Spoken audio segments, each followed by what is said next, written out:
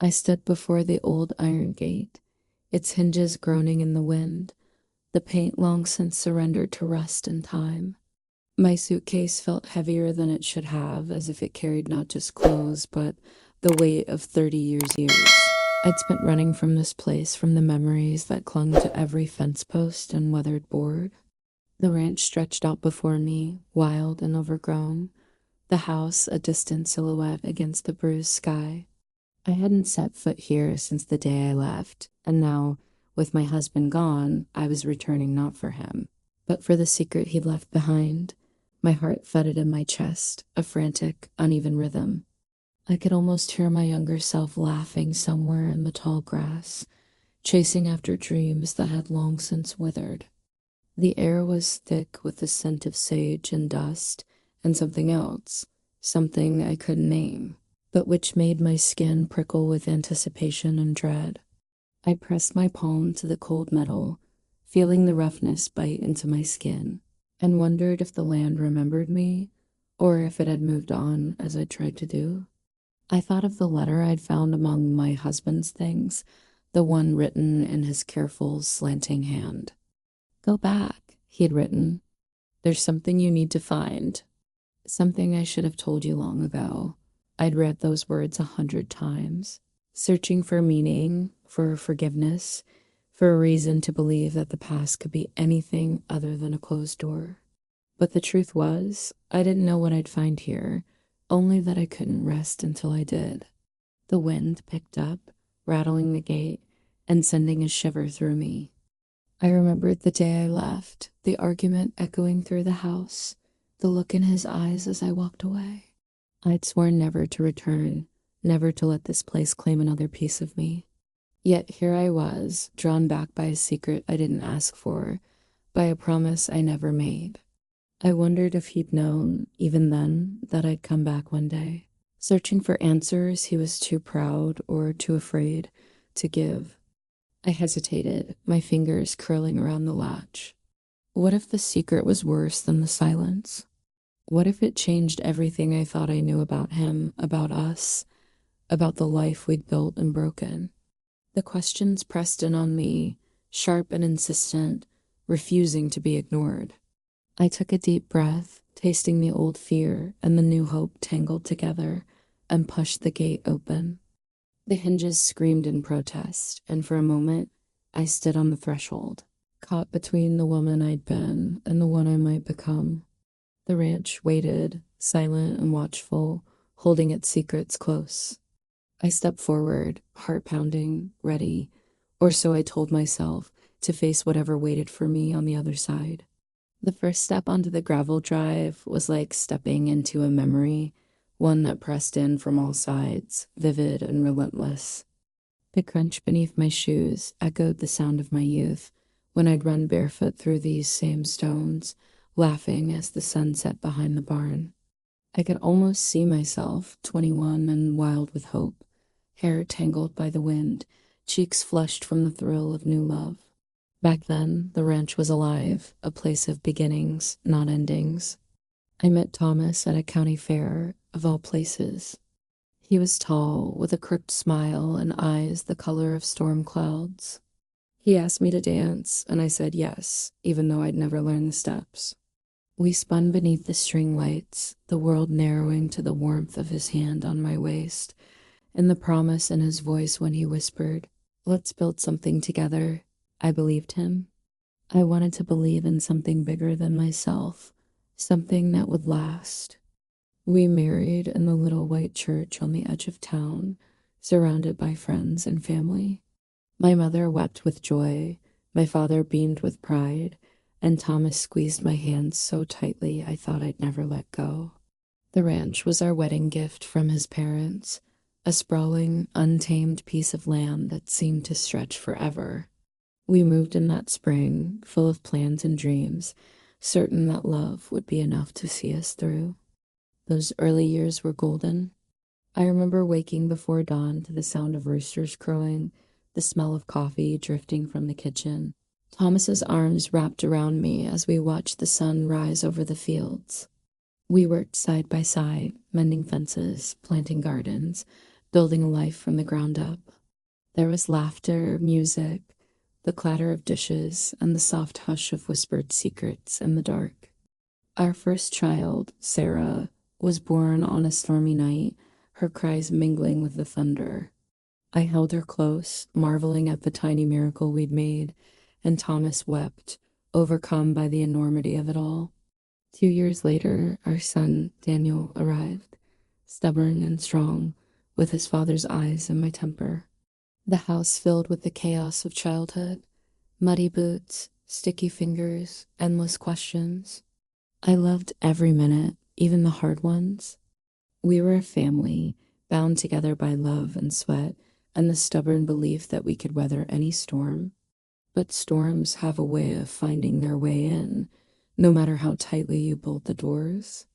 The ranch was demanding, always something to fix, something to pay, something to worry over. Thomas grew quieter, his laughter fading into sighs and silences. He spent more time in the fields, less time at the table. I tried to reach him, to remind him of the dreams we'd shared, but he pulled away, lost in worries he wouldn't name. I remember the first real fight, the way his voice cracked when he said, "You don't understand what it's like carrying all this." I wanted to tell him I did, that I carried it too, but the words stuck in my throat. We started talking past each other, our conversations turning into arguments, our arguments into silence. The warmth that once filled the house began to seep away, replaced by a chill I couldn't shake. Still, there were moments of grace. I remember one autumn, the leaves turning gold and red, when Thomas surprised me with a picnic by the creek. We sat on a blanket, watching the water rush by, and for a little while, it felt like we'd found our way back to each other. He took my hand and said, "I'm sorry, have you? I know I've been distant. I just want to make this work." I believed him. I wanted to believe that love could heal what was broken, but the cracks kept widening. Money grew tight, and the ranch became a burden instead of a blessing. Thomas started drinking more, staying out later. I found myself alone in the kitchen, staring at the clock, waiting for him to come home. The children noticed, of course. Sarah grew quiet, Daniel angry.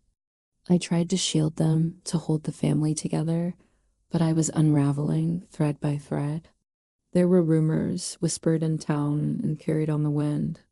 I heard them at the grocery store, saw the looks exchanged behind my back. I asked Thomas about the late nights, the phone calls he took outside, the scent of perfume that wasn't mine. He denied it, of course. He always did. But trust, once broken, is hard to mend. I started keeping secrets of my own, my doubts, my fears, the ache of loneliness that settled in my bones. The day I left is burned into my memory. The house was silent, the children at school, Thomas asleep on the couch, an empty bottle on the floor. I packed a bag, wrote a note, and walked out the door, my heart breaking with every step. I told myself I'd come back, that I just needed time to think, to breathe. But days turned into weeks, weeks into years, and the distance between us grew too wide to cross. Now, standing in the shadow of the ranch, I felt the weight of all I'd lost. The house was empty, the fields overgrown, the laughter and love that once filled this place replaced by silence and regret. I wondered if the land mourned us, if it remembered the sound of children's voices, the warmth of family gathered around the table, or if, like me, it had learned to live with absence.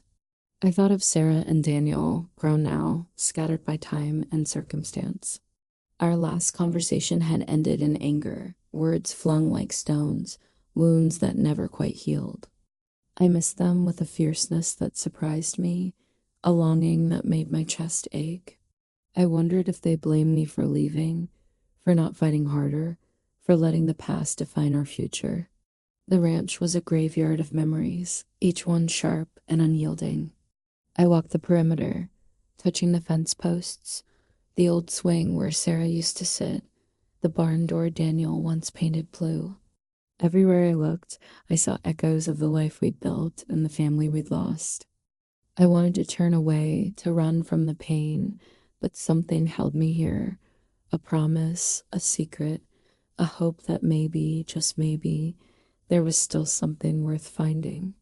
As the sun dipped below the horizon, casting long shadows across the fields, I felt the past pressing in, demanding to be reckoned with. I didn't know what I'd find here, or if I was strong enough to face it, but I knew I couldn't leave again, not without answers, not without trying to make peace with the ghosts of yesterday.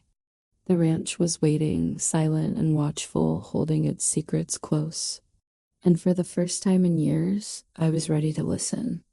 I set my suitcase down in the front hall, the echo of its thud bouncing off the bare walls. The house felt colder than I remembered, as if the years of emptiness had seeped into the very bones of the place. Dust motes danced in the slanting light, and the air was thick with the scent of old wood and something else, something like anticipation or maybe dread.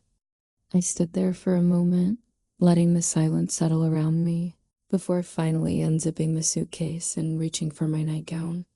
That's when I saw it, a pale blue envelope, tucked between the folds of my clothes. My name was written on the front in Thomas's unmistakable hand, the letters looping and careful, as if he'd taken his time. My breath caught in my throat. I hadn't seen his handwriting in years, not since the last birthday card he'd sent, unsigned except for a scrawled T. My fingers trembled as I picked up the envelope, the paper soft and worn at the edges. I sat on the edge of the bed, the mattress sagging beneath me, and stared at the letter for a long time. Part of me wanted to throw it away, to pretend I hadn't seen it, to keep the past safely locked away. But curiosity, no, something deeper, something like hope, won out. I slid my finger under the flap and unfolded the single sheet of paper inside. Evelyn, it began, and already I could hear his voice, rough and hesitant, as if he were speaking from the other side of the years. If you're reading this, it means I'm gone. I know I don't deserve your forgiveness, but I hope you'll hear me out.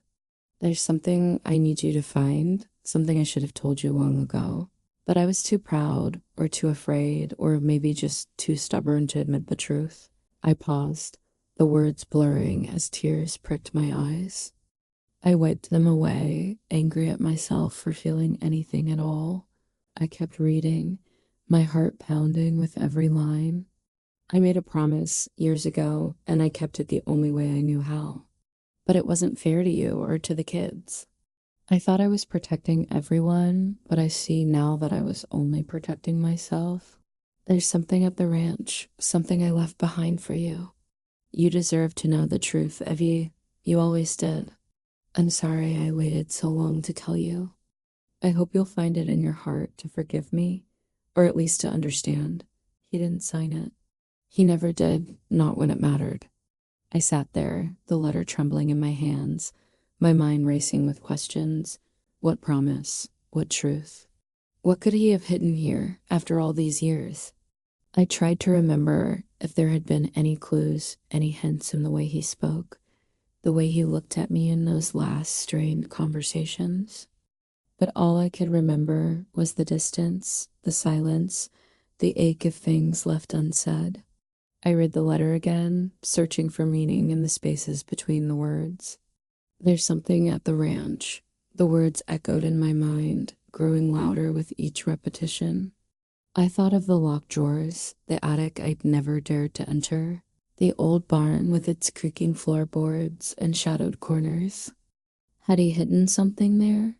Or was the secret something less tangible, a memory, a confession, a piece of himself he'd never been able to share? The fear crept in, cold and insistent. What if the truth was worse than the silence? What if it changed everything I thought I knew about him, about us, about the life we'd built and lost? I pressed the letter to my chest, feeling the paper crinkle beneath my fingers, and tried to steady my breathing. I'd spent so many years running from the past, from the pain and the questions and the guilt. Now, it seemed, the past had come looking for me. I stood and crossed to the window, looking out over the fields gone wild with neglect. The sun was setting, painting the sky in bruised purples and golds, and for a moment I felt the old ache of longing for what we'd had, for what we'd lost, for the chance to make things right. I thought of Sarah and Daniel, of the way their faces had closed off when I left, of the words I'd never been able to say. I wondered if this secret, whatever it was, could offer any kind of peace, any kind of closure. I folded the letter carefully and slipped it back into the envelope, tucking it into my pocket as if it were a talisman. I didn't know what I was looking for, or if I was strong enough to face it, but I knew I couldn't turn away, not now. Thomas had asked me to find the truth, to claim the closure he'd never been able to give. Maybe in doing so, I could finally find a way to forgive him, or at least to forgive myself. I took a deep breath, the air sharp and cold in my lungs, and squared my shoulders. The ranch was full of secrets, and I was done running from them. Whatever Thomas had hidden here, whatever promise he'd kept or broken, I would find it. I owed it to myself, to my children, to the woman I used to be. I would search every corner, open every door, follow every clue until I found the truth he'd left behind. And when I did, I would decide what to do with it. The house greeted me with a silence so deep it felt alive, as if it had been holding its breath for 30 years, waiting for my return. My footsteps echoed on the warped floorboards, each creak a reminder of the life that once filled these rooms. I moved slowly, almost reverently, as if afraid to disturb the ghosts that lingered in the corners. The air was thick with dust and memory, and every object I passed seemed to whisper a story I wasn't too sure I wanted to hear. I started in the kitchen, the heart of our old life. The table was still there, scarred and sturdy, its surface etched with the marks of 1,000 meals and 1,000 more arguments. I ran my fingers over the grooves, remembering the laughter that used to ring out here, Sarah's giggle as she licked batter from the spoon, Daniel's proud grin when he brought in eggs from the coop. I remember Thomas, too, sitting at the head of the table, his hands wrapped around a mug of coffee, his eyes distant even then. I wondered if he'd ever truly been present, or if he'd always been half lost in his own worries. The refrigerator door still bore the faded outline of a long-gone magnet, the one Sarah made in kindergarten. I could almost see her small hands pressing the clay into shape, her tongue poking out in concentration. I closed my eyes, letting the memory wash over me, sharp and sweet and unbearably distant. I missed her so much it hurt, a dull, persistent ache that never quite faded. I wondered where she was now, if she ever thought of this place, of me. I moved down the hallway, the walls lined with empty hooks where family photos once hung. I remembered the day I took them down, packing them away in a fit of anger and sorrow, unable to bear the sight of our smiling faces. Now, the blank spaces seemed to accuse me, each one a silent testament to what I'd left behind. I felt the old guilt rise up, thick and choking. I told myself I was doing what was best for the children, that leaving was the only way to save myself. But standing here, surrounded by the ruins of our life, I wondered if I'd only made things worse. The living room was a museum of abandonment. The couch sagged in the middle, its cushions faded and threadbare. The fireplace was cold, the mantel empty except for a single dust-covered candlestick. I remembered Christmases spent here, the room aglow with firelight and hope, the children's faces bright with anticipation. I remembered the year Thomas forgot to buy a tree, the way he'd snapped at me when I reminded him, the way I'd cried in the bathroom so the kids wouldn't see. I remembered the silence that followed, heavy and unyielding, settling over us like a shroud. I wandered upstairs, my hand trailing along the banister, the wood worn smooth by years of use. The bedrooms were time capsules, each one frozen in the moment I left. Sarah's room still smelled faintly of lavender and childhood, the wallpaper peeling at the corners. Her bed was neatly made, a row of stuffed animals lined up along the pillow. I sat on the edge, picking up a faded bear, and felt the tears come, hot and sudden. I'd missed so much, her first heartbreak, her graduation, all the little moments that make up a life. I wondered if she'd ever forgive me, if I could ever forgive myself. Daniel's room was a study in chaos, even after all these years. Toy trucks littered the floor, a baseball glove hung from the bedpost, a poster of some long-forgotten band curling on the wall. I remembered the fights we had, his anger at my leaving, the way he'd slammed the door and refused to speak to me for weeks. I tried to reach out to explain, but the words always came out wrong. I wondered if he still hated me, if he'd built a life without the shadow of my absence. I found myself in the master bedroom, the place where everything began and ended. The bed was stripped bare, the mattress stained and sagging. The closet doors hung open, empty hangers swaying gently in the draft. I stood in the center of the room, turning slowly, taking it all in. This was where Thomas and I had whispered our dreams, where we'd fought and made up and fought again. This was where I packed my bag, my hands shaking, my heart breaking.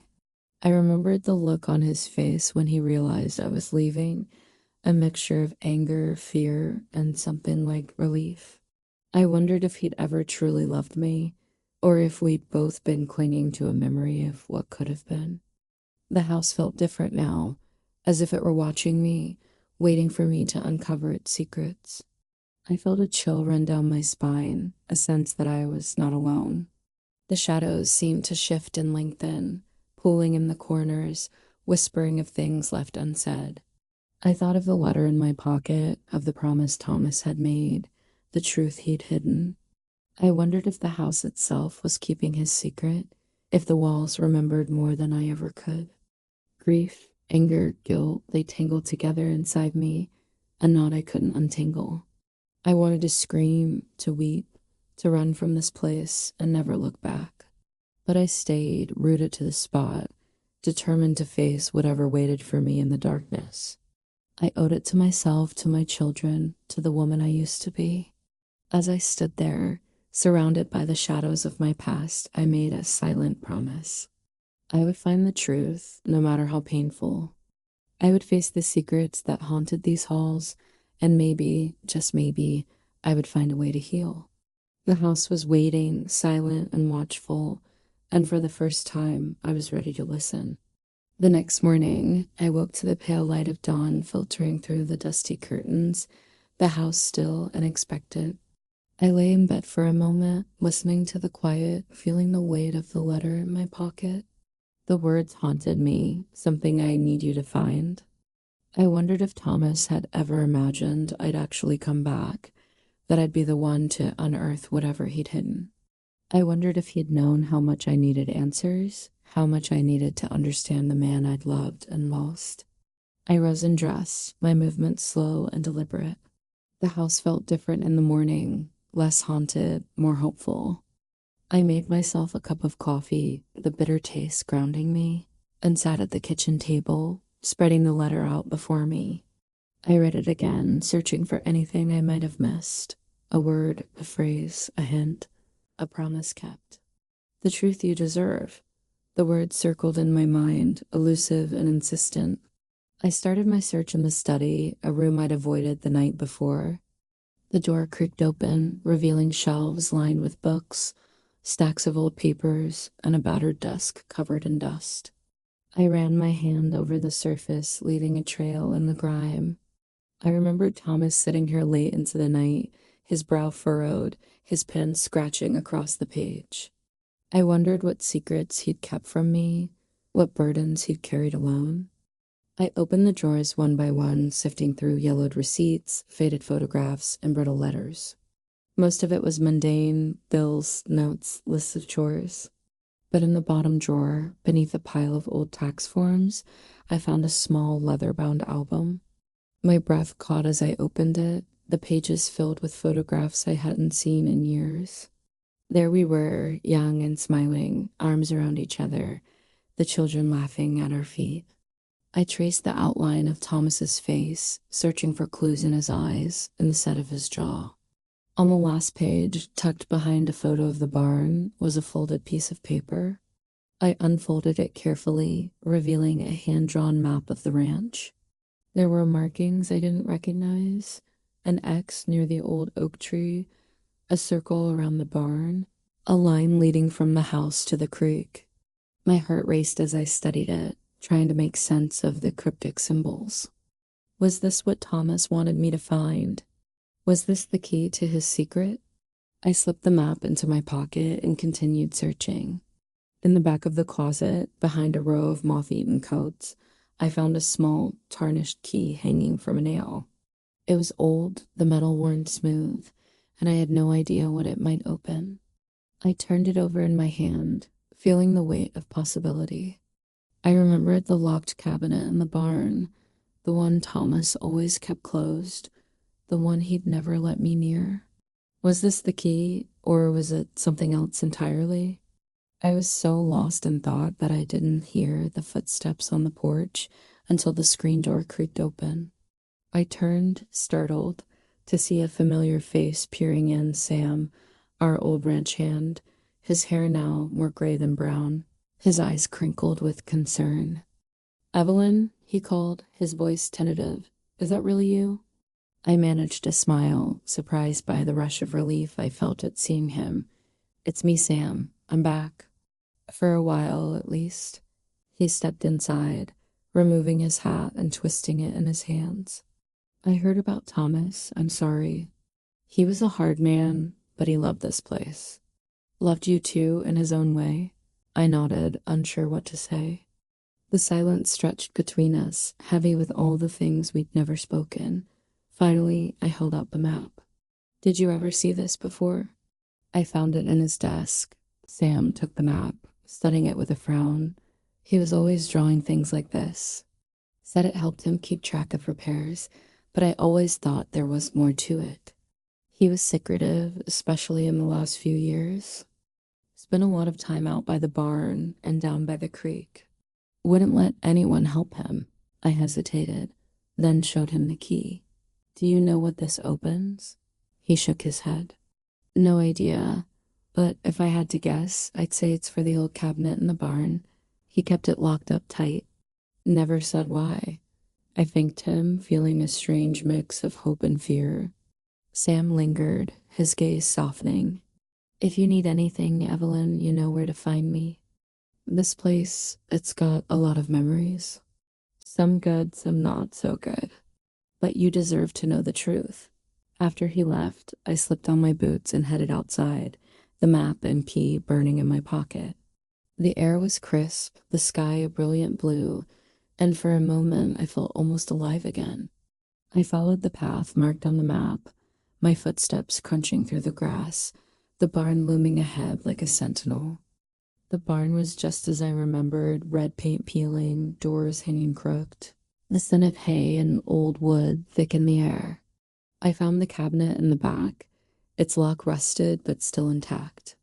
My hands shook as I fitted the key into the lock, turning it slowly. With a reluctant click, the door swung open. Inside, I found a stack of letters, tied with a faded ribbon, and a small wooden box.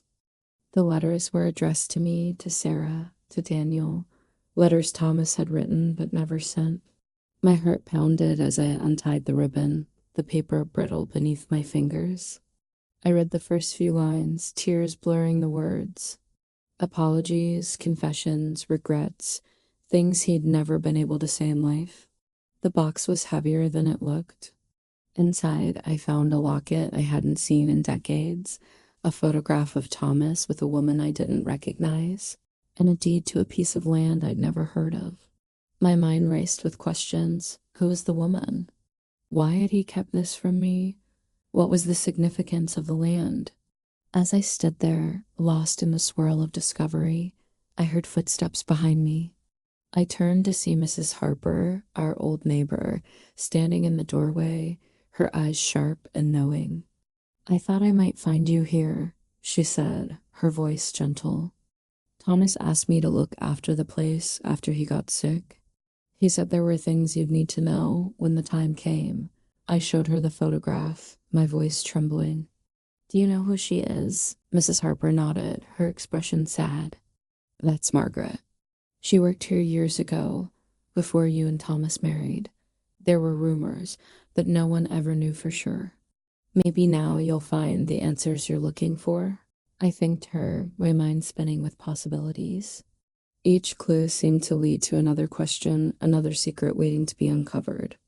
The ranch was full of mysteries, and for the first time, I felt a glimmer of hope that I might finally understand the man I'd loved, the choices he'd made, and the life we'd shared. As the sun dipped low in the sky, I gathered the letters, the box, and the map, my heart heavy but determined. The search was far from over, but I was no longer afraid. I would follow the clues wherever they led until I found the truth Thomas had left behind. I was still sitting on the barn floor, the letters and the locket spread out before me, when I heard the crunch of tires on gravel. The sound was so out of place in the quiet of the afternoon that for a moment I thought I de-imagined it. But then the car door slammed, sharp and final, and footsteps approached, quick, purposeful, angry. I stood, brushing hay from my jeans, my heart thudding in my chest. I knew before I saw her that it was Sarah. She appeared in the doorway, framed by sunlight, her face set in a mask of fury and pain. She looked older than I remembered, her hair pulled back in a severe knot, her eyes flashing with a hurt I recognized all too well. For a moment, neither of us spoke. The silence between us was thick, heavy with years of things unsaid. So it's true, she said finally, her voice trembling. You're back. After all this time, you just waltz in like nothing happened. I opened my mouth, but the words caught in my throat. Sarah, She cut me off, stepping into the barn, her arms crossed tight over her chest. Don't you dare try to explain. You left us, Mom. You left me and Daniel and Dad. You just walked away and never looked back. Her words hit me like a slap. I wanted to defend myself, to tell her about the pain, the loneliness, the reasons I'd run. But all I could see was the little girl I'd left behind, grown now into a woman who carried my absence like a scar. I know I hurt you, I said softly, my voice barely more than a whisper. I know I can't make up for what I did, but I had to come back. There are things I need to understand, things your father left behind. Sarah laughed, a harsh, brittle sound. Of course, it's always about him, isn't it? Even now, after he's gone, you're still chasing his secrets. What about us, Mom? What about the family you abandoned? I felt the old guilt rise up, choking me. I never stopped loving you. I thought I was doing what was best. I thought, you thought of yourself, she snapped. You always did. You left us to pick up the pieces. You left me to take care of Daniel, to take care of Dad when he got sick. You don't get to come back now and pretend you care. Her words stung, each one a reminder of the years I'd lost, the wounds I'd left behind. I wanted to reach out, to touch her, to beg for forgiveness, but she stepped back, her eyes hard. I don't want your apologies, she said. I want the truth. Why did you really leave? Was it because of Dad? Was it because of her? She gestured to the photograph still clutched in my hand, the one of Thomas and Margaret. I stared at the photo, my mind racing. I didn't know about her, not really. There were rumors, but your father never told me the truth. I left because I couldn't breathe here anymore, because I was drowning in secrets and silence. Sarah shook her head, tears glistening in her eyes. You left because it was easier than staying. You left us to deal with the mess. I felt something inside me break. You're right. I was weak. I was scared. But I'm here now, trying to make sense of it all. Your father left something behind, something he wanted me to find. I think it's important, Sarah. I think it might help us understand. She looked at me then, really looked at me, and for a moment I saw the child she used to be, the one who ran to me when she was scared, who believed I could fix anything. But the moment passed and her face hardened again. I don't care about his secrets, she said. I care about the fact that you left, that you never came back, not even when he was dying. Do you know how hard it was watching him fade away? Do you know what it was like, being the only one left to hold everything together? I shook my head, tears spilling down my cheeks. I'm sorry, Sarah. I'm so sorry. She turned away, her shoulders shaking. Sorry isn't enough.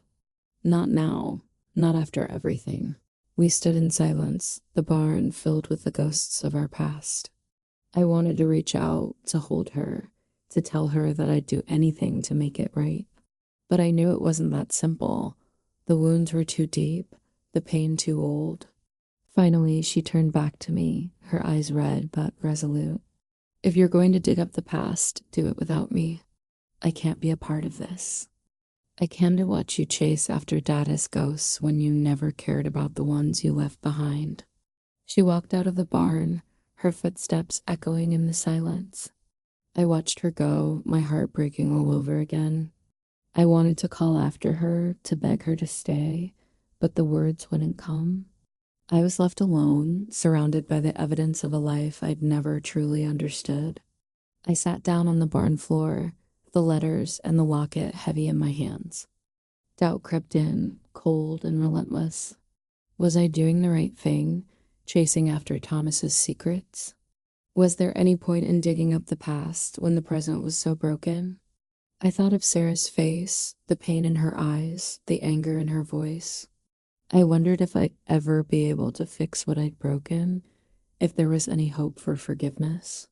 The sun was setting, casting long shadows across the barn. I felt smaller than I ever had, lost in the ruins of my own choices. The clues I'd found, the map, the letters, the photograph, suddenly seemed less like answers and more like reminders of everything I'd lost.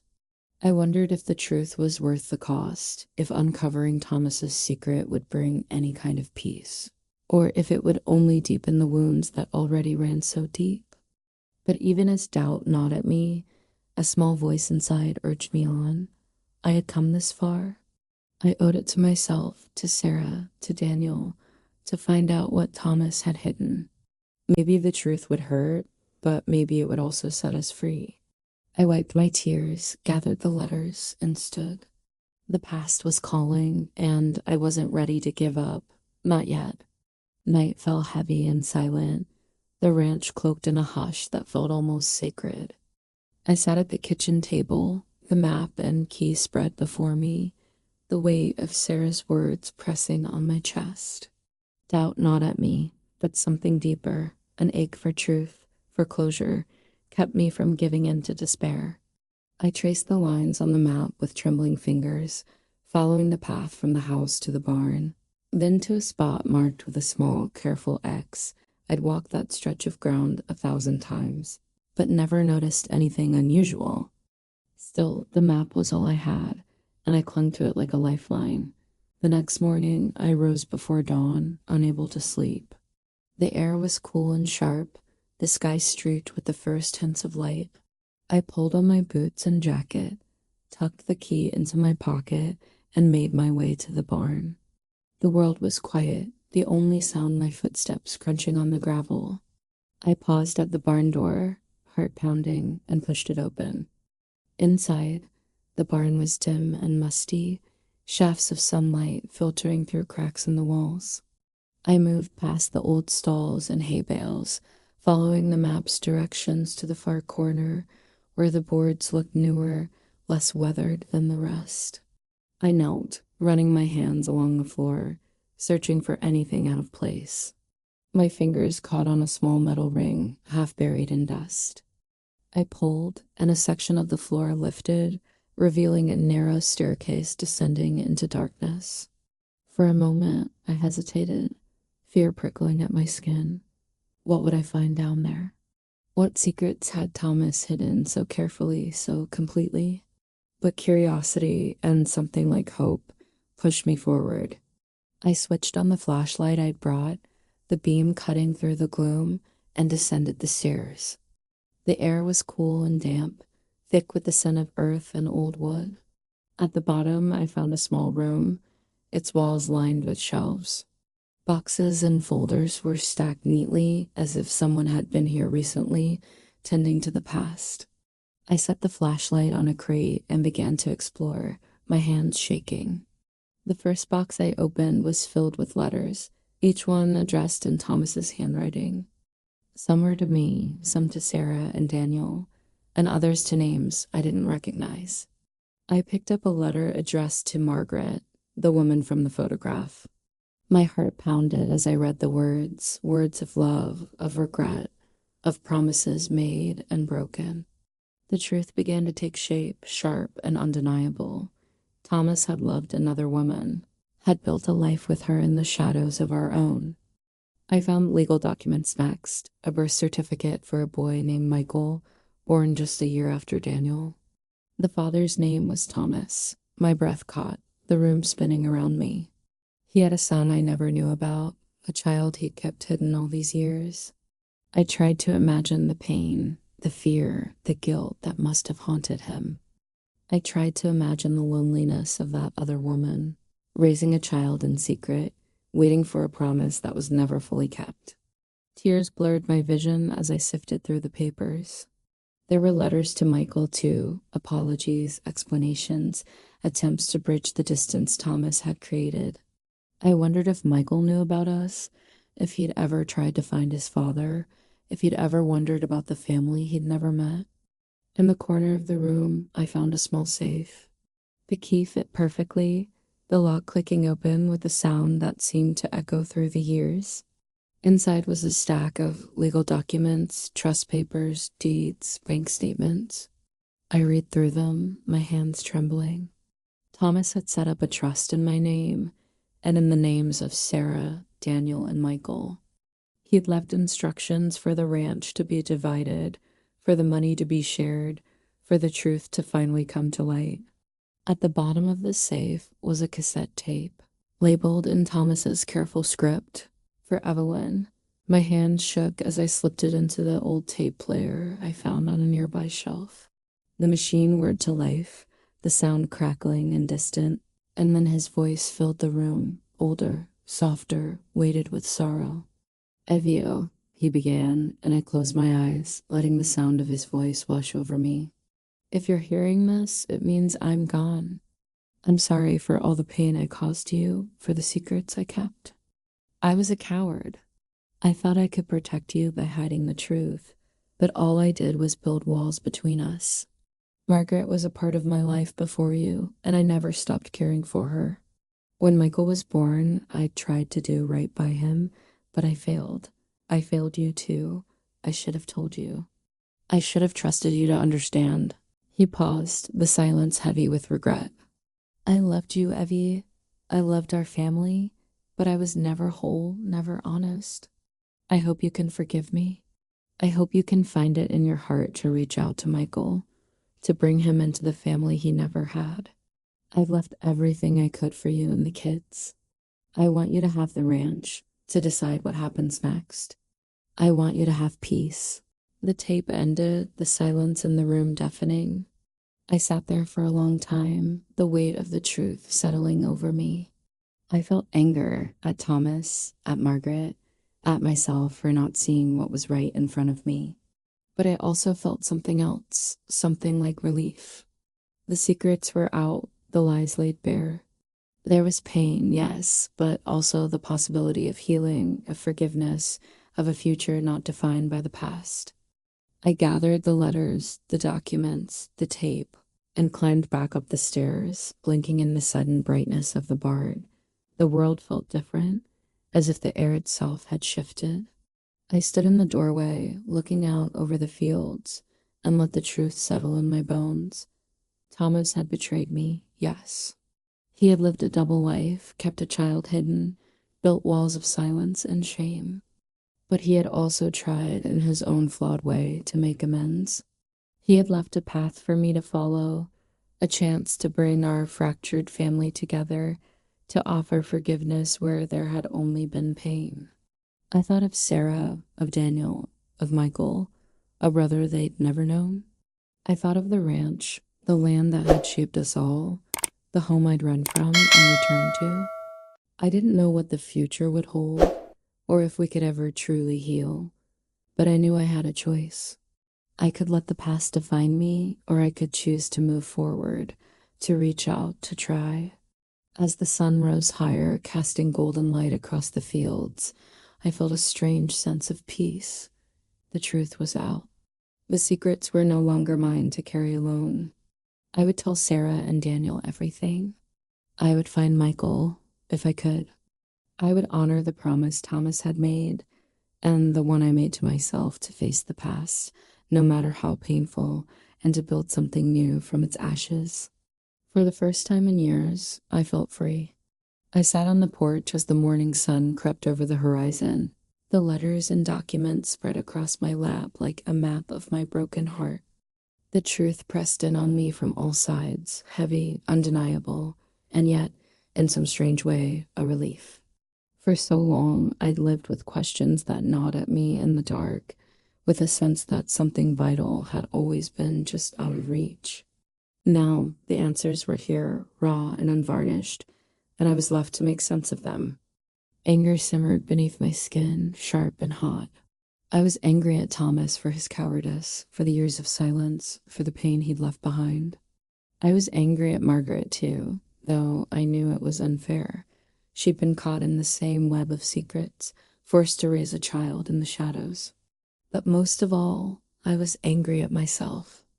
For not asking harder questions, for not seeing what was right in front of me, for running away instead of facing the truth. But alongside the anger was something softer, something like relief. The lies were over. The secrets had lost their power. I could finally breathe, even if the air was thick with grief. I thought of Michael, a brother Sarah and Daniel had never known, a son Thomas had loved in his own flawed way. I wondered what kind of man he'd become, what he knew of us, if he'd ever felt the ache of being left out, of being hidden. I knew what I had to do. I couldn't change the past, couldn't undo the hurt, or erase the years of silence. But I could choose what happened next. I could choose honesty, even if it hurt. I could choose to break the cycle of secrets that had poisoned our family for so long. I gathered the letters and documents, stacking them neatly, my hands steady now. I would tell Sarah everything. She deserved the truth, no matter how painful. I would show her the letters, the trust papers, the confession tape. I would answer her questions, even the ones I was afraid of. I would not hide anymore. The thought of facing her again filled me with dread. Our last conversation still echoed in my mind, her anger, her pain, the accusation in her eyes. I knew this wouldn't be easy. I knew she might not forgive me, might not want to hear what I had to say, but I had to try. I owed her that much. I owed it to myself. I spent the day preparing, both practically and emotionally. I cleaned the kitchen, made coffee, set out the letters and documents on the table. I rehearsed what I would say, the words tumbling over each other in my mind. I tried to imagine her reaction, shock, anger, disbelief. I tried to prepare myself for the worst, for the possibility that the truth might drive her further away instead of bringing her closer, but I also allowed myself to hope. Hope that honesty could be a beginning, that the truth could be a bridge instead of a wall. Hope that, in sharing this burden, I might finally find a way back to my daughter. As the afternoon wore on, I called Sarah. My hands shook as I dialed her number, my heart pounding in my chest. She answered on the third ring, her voice wary. "Mom?" "Sarah, I need to see you," I said, my voice trembling. "There's something I have to tell you. Something important. Please, will you come?" There was a long pause, and I held my breath, afraid she would refuse. But finally she sighed. "I'll be there in an hour." I hung up, relief and fear warring inside me. I sat at the table, staring at the letters, the trust papers, the photograph of Thomas and Margaret, the birth certificate for Michael. Each piece was a fragment of a story I'd never known, a story I was about to share. I thought about what I would say, how I would begin. I would start with the truth, no more lies, no more half truths or evasions. I would tell her about the map, the hidden room, the letters, and the tape. I would tell her about Michael, about the trust Thomas had left for all of us. I would tell her how sorry I was, how much I wished I'd been braver, stronger, more present. I would listen too. I would let her rage, let her grieve, let her say all the things she'd held inside for so long. I would not defend myself, would not make excuses. I would simply be there, open and honest, for the first time in years. As the sun dipped low in the sky, I felt a strange sense of calm settle over me. I was afraid, yes, but I was also ready. Ready to face the consequences of the truth, whatever they might be. Ready to try one last time to mend what had been broken. I heard Sarah's car pull up the drive, the sound of her footsteps on the porch. I stood, smoothing my hair, my heart in my throat.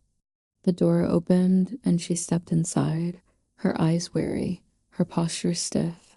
I met her gaze, and for the first time in a long time, I felt strong. I gestured to the table, to the letters and documents spread out like an offering. "Sarah," I said, my voice steady, "there's something you need to know about your father, about our family, about the truth I should have told you a long time ago." She looked at me, her eyes searching, and I saw a flicker of something, fear, hope, maybe even forgiveness. I took a deep breath, ready to begin. We sat at the kitchen table for what felt like hours, the late afternoon sun slanting through the window, painting golden stripes across the letters and documents between us. I watched Sarah's face as she read, her eyes moving over each word, her jaw clenched tight. I could see the storm of emotions flickering across her features: shock, anger, disbelief, and something softer, more fragile, that I dared to hope was understanding. When she finally looked up, her eyes were red but clear. "So it's all true," she said, her voice barely above a whisper. "Dad had another child. He kept it from us. From you." I nodded, my own voice trembling. "Yes, I didn't know, Sarah. Not until now. I wish I could have protected you from this pain, but I can't change what's already happened. All I can do is be honest with you now." She shook her head, a bitter laugh escaping her lips. "Honest, after all these years? After you left us, after you let us believe it was all our fault?" Her words cut deep, but I didn't flinch. I owed her the truth, even if it hurt. "I left because I was drowning, Sarah. I was lost, and I didn't know how to ask for help. I thought I was doing what was best, but I see now that I was just running away. I'm sorry. I'm so sorry for all the ways I failed you." Tears spilled down her cheeks, and she wiped them away with the back of her hand. "I hated you for so long. I blamed you for everything. But now, I don't know what to feel. I'm angry at Dad, at you, at myself. I just..." Her voice broke, and she pressed her hands to her face, sobbing. I reached across the table, my hand trembling, and placed it over hers. For a moment, she didn't move. Then, slowly, she turned her palm upward and gripped my fingers, holding on as if she were afraid to let go. We sat like that, mother and daughter, bound by pain and love and the hope that maybe, just maybe, we could find our way back to each other. When the tears finally subsided, Sarah looked at me, her eyes searching. "What do we do now, Mom? What happens to the ranch? To Michael?" I took a deep breath, feeling the weight of the future settle on my shoulders. "We start over. We reach out to Michael, if he'll have us. We decide together what to do with the ranch. It doesn't have to be a place of pain anymore. It can be a place of healing, if we let it." She nodded, wiping her eyes. "I want to meet him. I want to know the truth, all of it. No more secrets." "No more secrets," I promised, squeezing her hand. The sun was setting, the sky ablaze with color. I stood and walked to the front door, Sarah following. We stepped outside, the air cool and sweet, the scent of grass and earth grounding us. I led her down the path to the old iron gate, the same one I'd stood before when I first returned. It loomed before us, rusted and battered, a silent witness to all that had passed. I stopped, turning to face her. This gate, it's always been a boundary between the past and the future, between what we lost and what we might still find. I don't want it to be a barrier anymore. I want it to be a beginning. Sarah looked at the gate, then at me. I used to wait here for you, you know. After you left, I'd sit on the fence and watch the road, hoping you'd come back. I was so angry when you didn't. My heart broke at her words, but I forced myself to meet her gaze. I'm here now. I can't change the past, but I can be here for you now. If you'll let me. She was silent for a long moment, then nodded. I want to try. I want us to try. Together, we reached for the gate, our hands side by side on the cold metal. We pushed it open, the hinges groaning in protest, and stepped through. The field stretched out before us, wild and untamed, but beautiful in the fading light.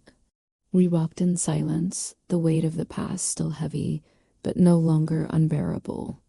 I felt something shift inside me, a sense of release, of possibility. For the first time in years, I felt like I could breathe.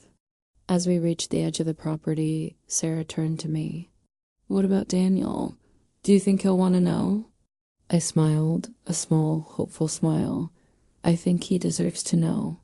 We all do. It won't be easy, but we can face it together. She nodded, her eyes shining with unshed tears. I want to try, Mom. I really do. We stood there, side by side, watching the sun dip below the horizon. The ranch, once a place of sorrow and regret, felt different now, softer, more forgiving. I realized that healing wasn't about forgetting the past, but about facing it together. I turned to Sarah, my voice steady. Thank you for giving me another chance. I promise I won't run away again. I want to be here with you for whatever comes next. She squeezed my hand, her grip strong and sure. We'll figure it out, one step at a time. As darkness settled over the land, I felt a sense of peace I hadn't known in years. The secrets were out, the wounds exposed, but in their place was the possibility of something new. Forgiveness, tentative and fragile, had begun to take root. We walked back to the house, the gate swinging gently behind us, no longer a barrier but an invitation. The ranch was still wild, still scarred by the past, but it was ours. Together, we would decide its future. Inside, I lit a lamp, the warm glow filling the kitchen. Sarah sat at the table, her shoulders relaxed, her eyes softer. I poured us each a cup of tea, the simple ritual grounding us in the present. We talked long into the night, about Dad, about Michael, about the years we'd lost and the ones we still had. There were tears and laughter and moments of silence that felt full instead of empty. As I watched my daughter across the table, I felt my voice return, strong, clear, and true. I was no longer the woman who ran from her pain, who hid behind silence and secrets. I was Evelyn, mother, survivor, and now, finally, a woman ready to reclaim her life.